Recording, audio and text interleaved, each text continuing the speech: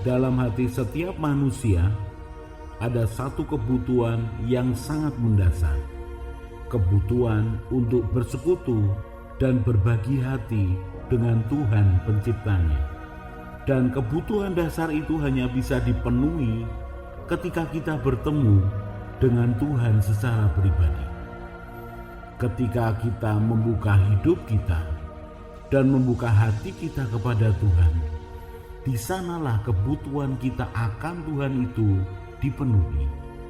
Dan ketika kita bertemu dengan Tuhan, maka kita menjadi mengerti siapa kita sesungguhnya, menjadi mengerti kepribadian Tuhan yang menyelamatkan kita, dan menjadi mengerti apa kehendak Tuhan dalam hidup kita. Pada saat-saat seperti itulah hubungan pribadi yang begitu erat, yang begitu dekat, maka apapun yang terjadi di dalam hidup kita akan dibuat Tuhan menjadi sesuatu yang indah. Karena Tuhan di dalam kita, Tuhan berbicara kepada kita. Dia mengajari kita, mengasihi kita, dan berbagi hati dengan kita. Dalam renungan kita kali ini, mari belajar mendengar Tuhan berbicara. Izinkan firman Tuhan dan Tuhan Roh Kudus mengajari, menasehati, menegur, dan menguatkan kita. Dalam acara Saat Teduh Bersama Tuhan ini, saya mengajak saudara mengingini Tuhan, bertemu dengan Tuhan, untuk menjamah hatinya, merasakan hadiratnya, mengalami pribadi Tuhan seutuhnya.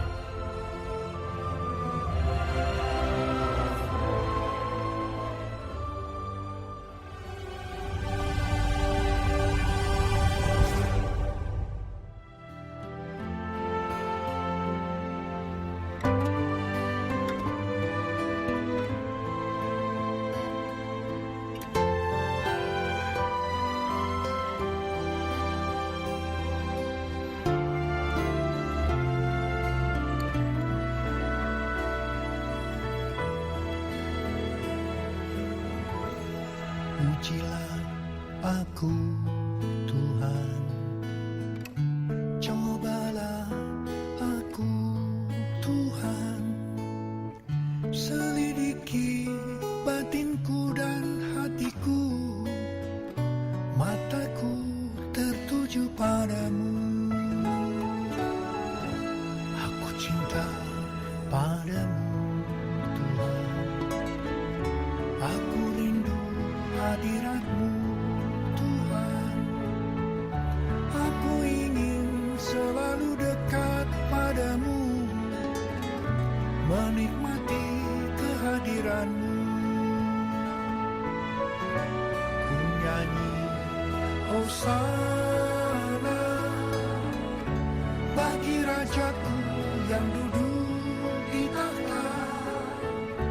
Aku muliakan dan ku agungkan, Kau layak disembah.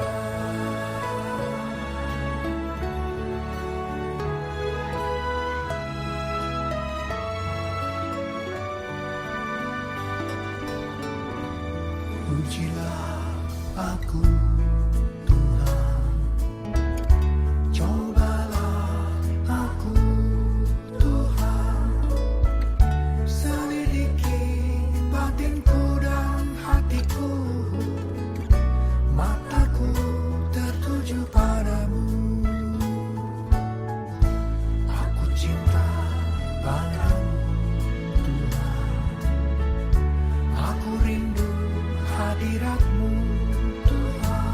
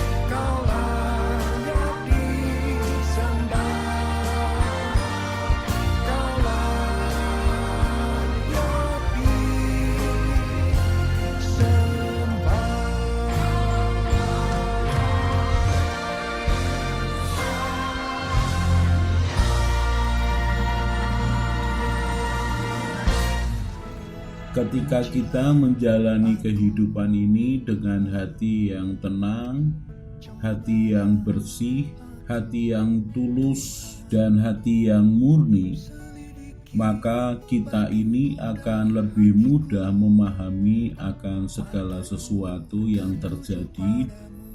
Berbeda apabila kehidupan ini dijalani dengan hati yang penuh dengan kekecewaan, penuh dengan iri hati, penuh dengan tipu muslihat, maka kehidupan ini akan dijalani dengan berat.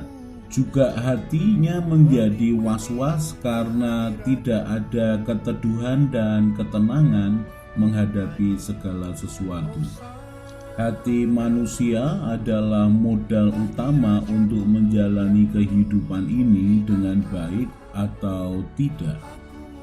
Lukas 21 ayat 33-34. Langit dan bumi akan berlalu, tetapi perkataanku tidak akan berlalu. Jagalah dirimu, supaya hatimu jangan syarat oleh pesta pora dan kemabukan serta kepentingan-kepentingan duniawi, dan supaya hari Tuhan jangan dengan tiba-tiba jatuh ke atasmu seperti suatu jerat. Lukas 21 ayat yang ke-29 dan seterusnya ini, Tuhan Yesus berbicara tentang tanda-tanda akhir zaman. Ada yang perlu diwaspadai oleh orang-orang Yahudi di masa depan, dan kemudian Tuhan Yesus menambahkan di ayat yang ke-33 dan 34 bahwa langit dan bumi akan berlalu. Artinya suatu kali akan musnah, tetapi perkataanku, tetapi firman Tuhan tidak akan berlalu. Tuhan mengatakan tentang sesuatu yang akan terjadi di masa depan, dan Dia menetapkan bahwa kebenarannya akan terus berlaku untuk selama-lamanya. Lalu sikap apa yang harus dimiliki oleh orang-orang yang percaya kepadanya? Tuhan Yesus mengatakan, jagalah dirimu, supaya hatimu jangan syarat oleh pesta pora dan kemabukan serta kepentingan-kepentingan duniawi. Mari kita perhatikan ketika Tuhan mengatakan jagalah dirimu, Dia tidak berbicara tentang status sosial, Dia tidak berbicara jagalah dirimu dan perhatikan keuanganmu. Jadi ketika Dia mengatakan jagalah dirimu, supaya hatimu jangan syarat oleh pesta pora. Seperti apa maksudnya hati yang penuh dengan pesta pora? Itu artinya hati yang hanya memikirkan kesenangan belaka.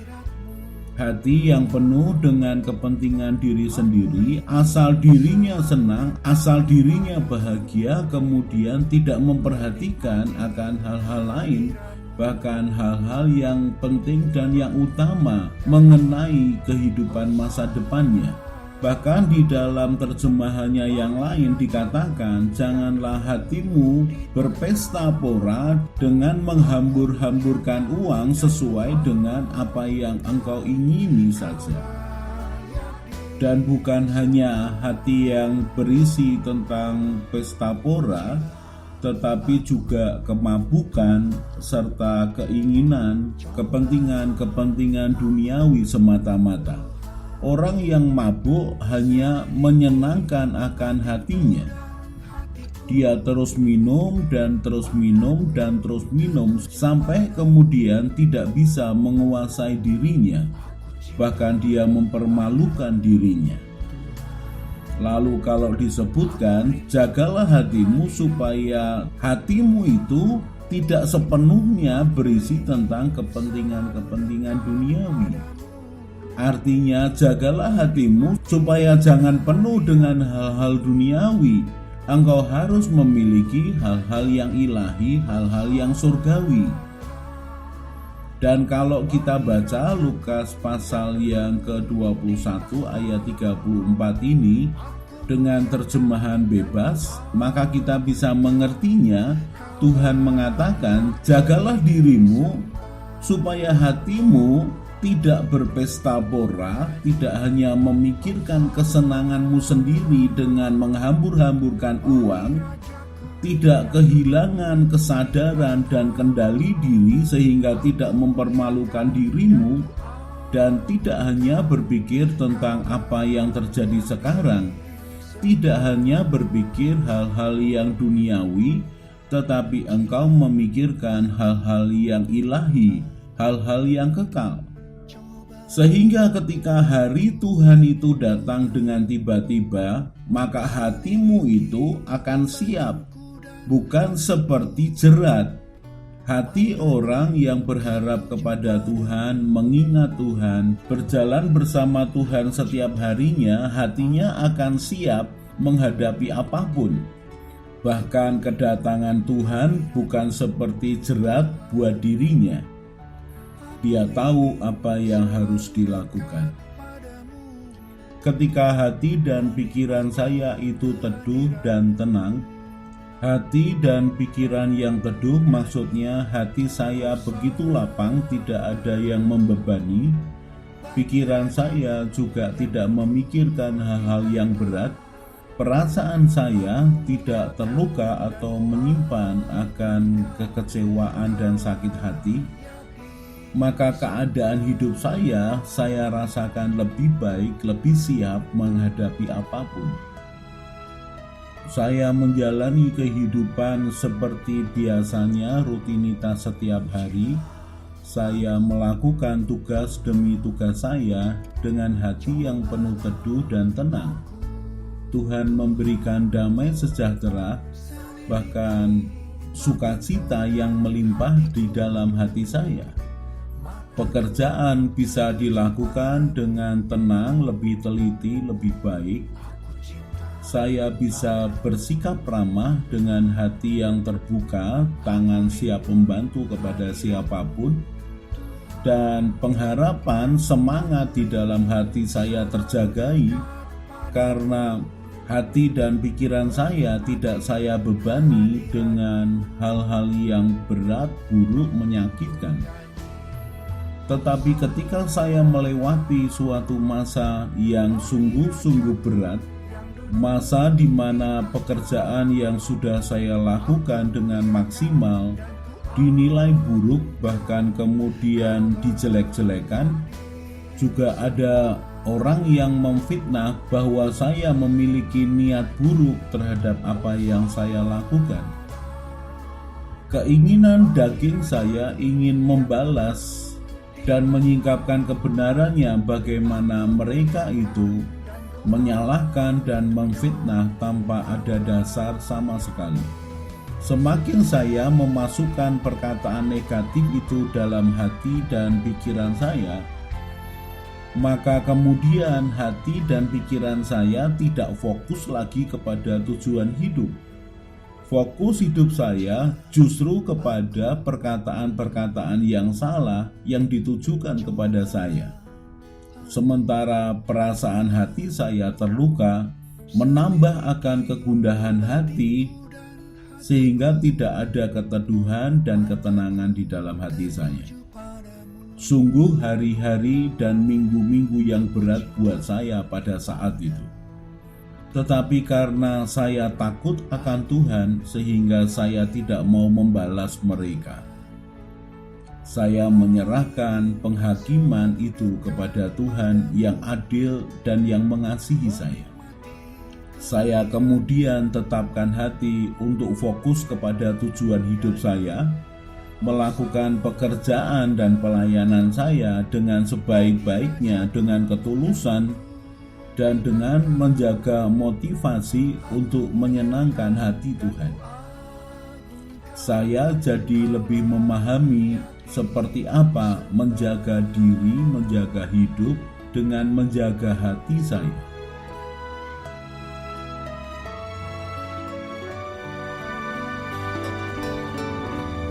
Pujilah aku, Tuhan. Cobalah aku, Tuhan.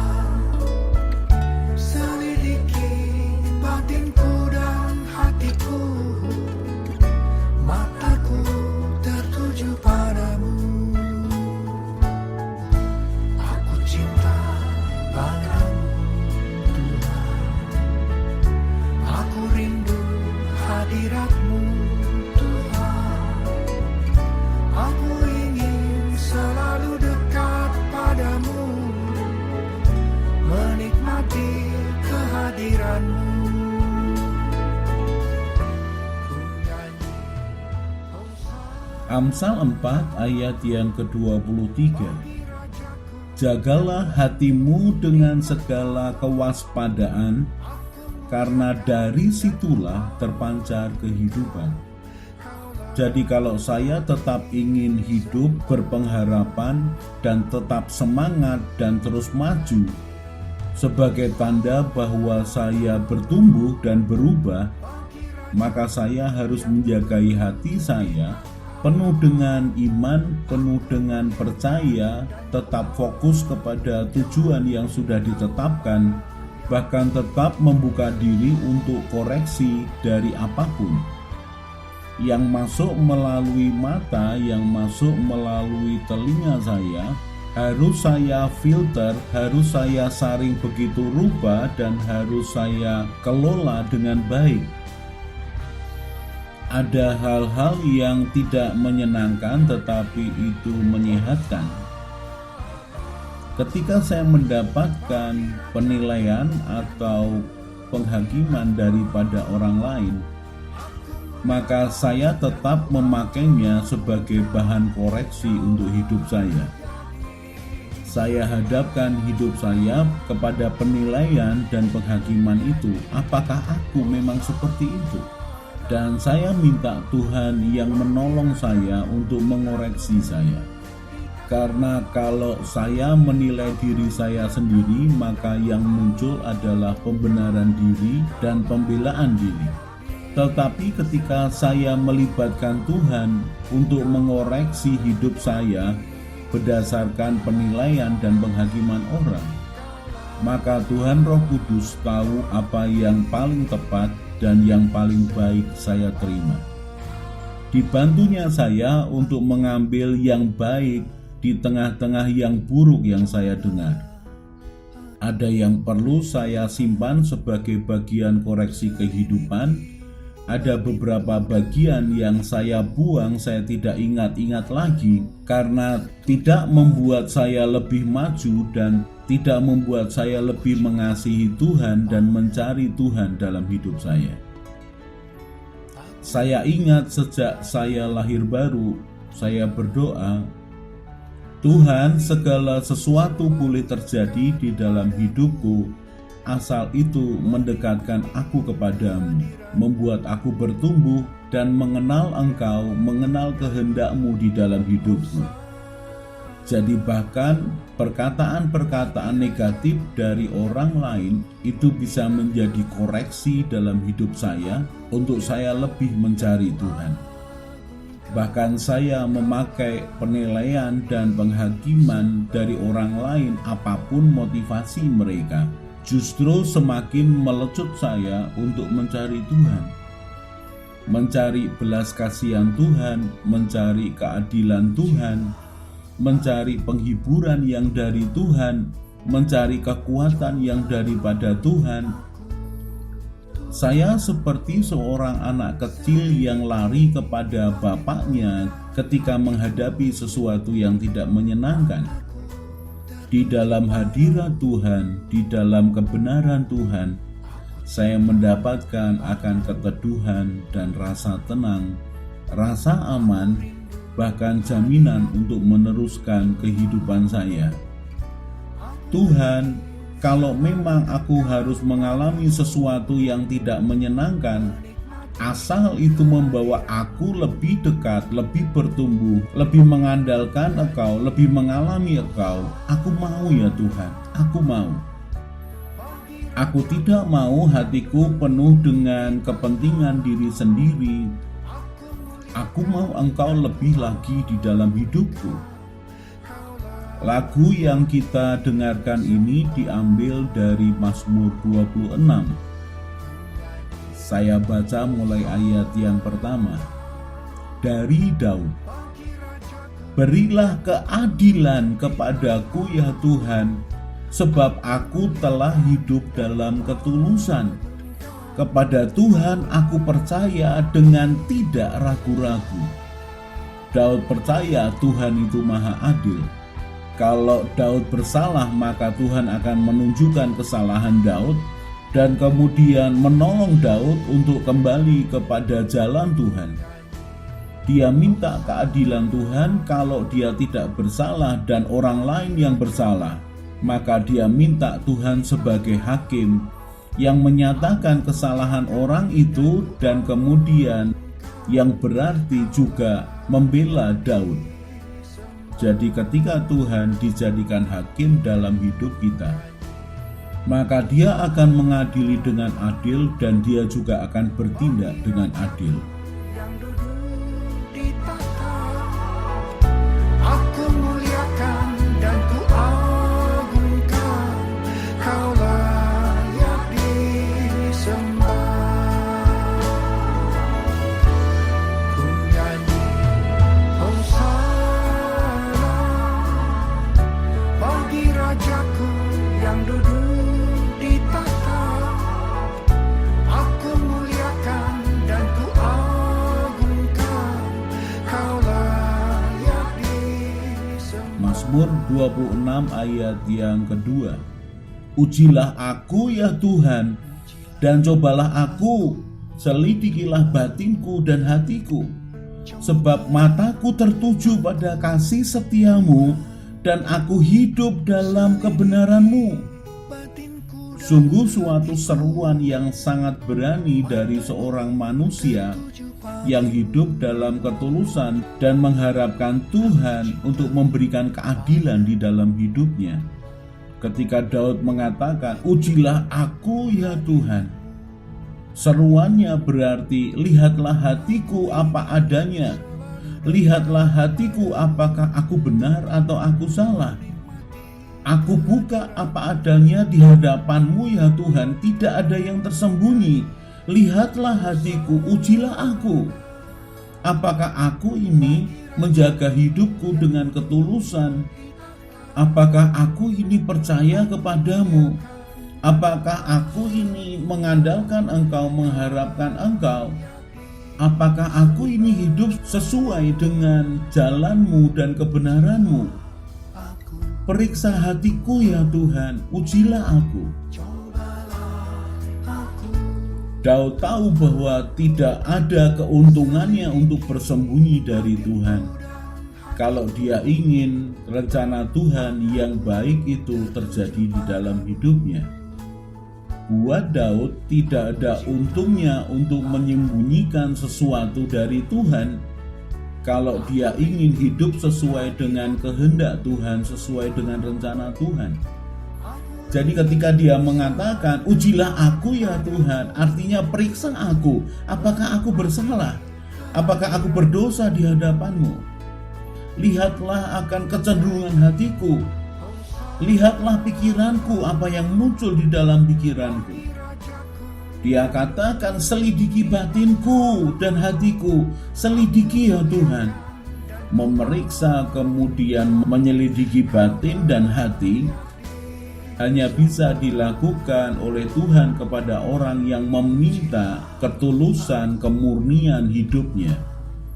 Orang yang hatinya melawan Tuhan, orang yang hatinya tidak peduli dengan Tuhan, tidak peduli dengan hal-hal yang rohani, hal-hal yang kekal, hal-hal yang ilahi. Orang yang fokus hanya kepada kepentingan diri sendiri, dia tidak akan meminta Tuhan menjadi hakim yang adil di dalam hidupnya. Karena dia sadar bahwa hati nuraninya menuduh dia atas kesalahan dan dosa yang dia lakukan. Dan dia tidak peduli apakah hatinya syarat dengan kemarahan, kekecewaan, pesta pora, kepentingan duniawi. Yang penting baginya adalah menjalani hidup dengan senang dan sesukanya. Dia sisihkan akan standar kehidupan ilahi. Tetapi Daud berseru-seru kepada Tuhan. Dia mengatakan, ujilah aku ya Tuhan, cobalah aku. Selidikilah batinku dan hatiku. Apakah aku ini hidup berkenan kepadamu? Apakah aku ini menyenangkan hatimu? Lalu Daud berseru di dalam Mazmur 26 ayat yang ke-8, dia katakan, Tuhan, aku cinta pada rumah kediaman-Mu dan pada tempat kemuliaan-Mu bersemayam. Daud menyukai hadirat Tuhan. Daud rindu akan perjumpaan dengan Tuhan. Daud rindu menikmati dengar-dengaran dengan Tuhan. Daud ingin hidupnya sesuai dengan rencana dan kehendak Tuhan. Dan Daud sadar bahwa modal besar untuk berjalan bersama Tuhan adalah hati yang tulus, hati yang murni, hati yang selalu melekat kepada Tuhan, hati yang berharap dan selalu mengandalkan Tuhan. Daud sadar bahwa untuk berjalan bersama Tuhan, Daud sadar bahwa kalau dia ingin terus berjalan semakin dekat dengan Tuhan, maka dia harus mengizinkan Tuhan untuk mengujinya, untuk menyelidiki batinnya dan hatinya. Mari serukan doa yang sama kepada Tuhan. Ujilah aku ya Tuhan, dan cobalah aku. Selidikilah batinku dan hatiku, sebab mataku tertuju pada kasih setia-Mu, dan aku hidup dalam kebenaran-Mu. Mazmur 26 ayat yang ketiga.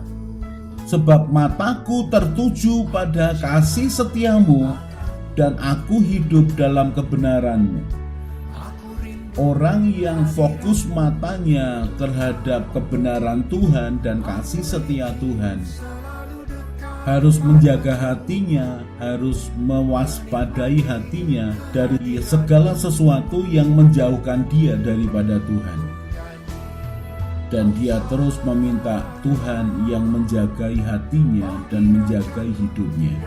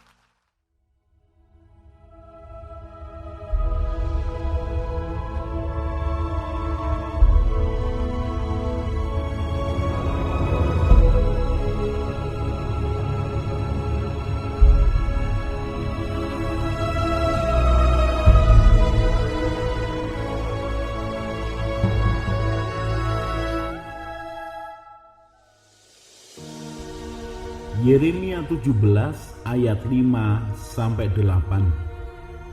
Beginilah firman Tuhan. Terkutuklah orang yang mengandalkan manusia, yang mengandalkan kekuatannya sendiri, dan yang hatinya menjauh daripada Tuhan. Ia akan seperti semak bulus di padang belantara, ia tidak akan mengalami datangnya keadaan baik. Ia akan tinggal di tanah angus, di padang gurun, di negeri padang asin yang tidak berpenduduk. Diberkatilah orang yang mengandalkan Tuhan, yang menaruh harapannya kepada Tuhan. Ia akan seperti pohon yang ditanam di tepi air, yang merambatkan akar-akarnya ke tepi batang air, dan yang tidak mengalami datangnya panas terik, yang daunnya tetap hijau, yang tidak khawatir dalam tahun kering, dan yang tidak berhenti menghasilkan buah. Mari hidup dalam takut akan Tuhan. Mari mencari Tuhan dengan segenap hati kita. Mari tetapkan hati untuk mentaati kebenaran firman Tuhan dan menyenangkan hati Tuhan. Maka Tuhan akan semakin nyata berbicara, menuntun, memperlengkapi, dan mempercayai kita. Mari tetapkan hidup sesuai dengan kehendak Tuhan. Saya Yosea Kristiono, Gembala Jemaat CK Injil Keselamatan.